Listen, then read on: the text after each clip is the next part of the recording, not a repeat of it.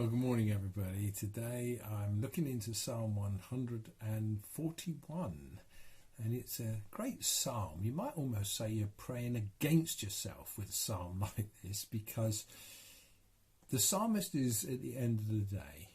He says, "May my prayers be to you like incense, may the lifting of my hands be like the evening sacrifice." And as he comes to bring his prayers, reflecting at the end of the day the experiences that he's been through, he's aware that he's said things and he's been attracted to things that haven't been wholesome.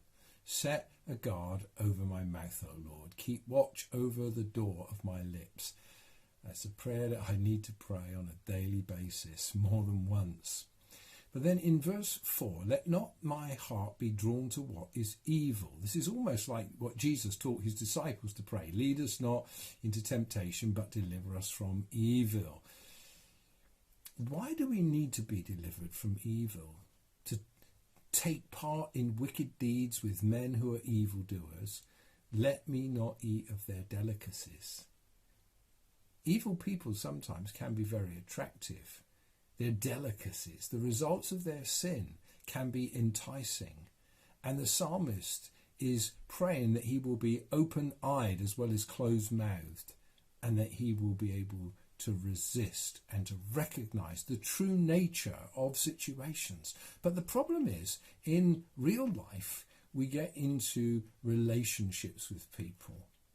And some of those people are what are described in verse 4 as men who are evildoers. Workers of iniquity is the original. And the workers of iniquity could mean those who produce trouble. They're the sort of people who can be quite volatile. They can be sweet as anything one moment and fly off the handle the next. They're unpredictable people, and they can be threatening, malevolent kind of people that you don't want to be in the wrong kind of side of. And as a result, we can accommodate ourselves to such people. C.S. Lewis warns in the Screwtape Letters, there's a subtle play of looks and tones and laughs by which a mortal can imply that he is of the same party as those to whom he is speaking.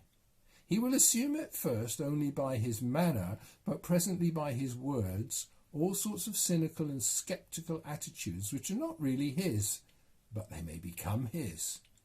All mortals tend to turn into the things they are pretending to be. Wow. We need to watch who we sit with, who we talk with, who we associate with, who we get in with. Be assured of this: bad company corrupts good character. 1 Corinthians 15:33. The Apostle Paul wrote that. It's true. We need to choose our friends, our business partners, our marriage partners, our close, intimate bosom pals very carefully, and watch over the kind of associations that we fall into.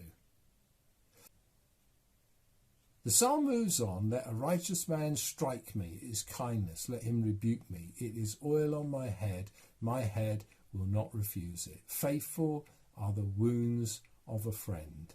A devotional isn't necessarily the sort of place that you expect to find a warning and an exhortation to avoid certain character.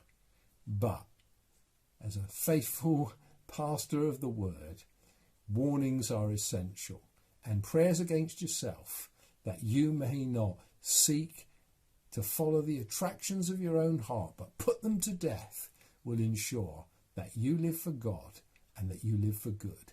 And then you avoid those troublesome people who you really don't want to get into association with. God bless you today.